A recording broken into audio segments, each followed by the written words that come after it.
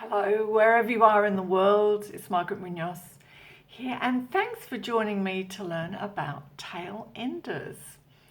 I first heard this phrase from Gary Craig, the founder of EFT, and he was referencing the negative, usually limiting statements that counteracts any affirmation that you might make. Now, I was around back in the day, last century even, when positive affirmations became the thing. If you said something positively, regularly enough, with enough fervour and imagination and with vision boards on the wall, it would come true. And there were a lot of frustrated people with whatever it was that didn't manifest. In fact, there still is. So the tail ender is what you really believe as opposed to what you're saying. Let me give you an example. You can say, I'm rich and beautiful. Now, if indeed you are rich and beautiful, there's no response. There's just a statement of fact.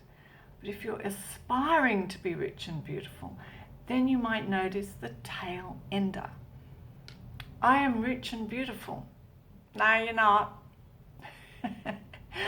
You might say something like, I allow money to flow to me with ease and grace. And a little voice says, what a load of rubbish. When has that ever happened? The good thing is we can learn a lot from tail enders because they inform us as to what is really going on inside our heads, what we really believe. And then we can work with that in a couple of ways. So first of all, you need to become aware of what the contradictory thought is. So notice when it shows up, it often represents a deeply held core belief from childhood. And so to liberate ourselves from this is wonderful. So whenever you find a tail ender coming, for instance, I'll never achieve that, write it down. Then when you have time to tune into what that feels like in your body, I'll never achieve that, and give it an intensity rating, 10 being, I really will never achieve that.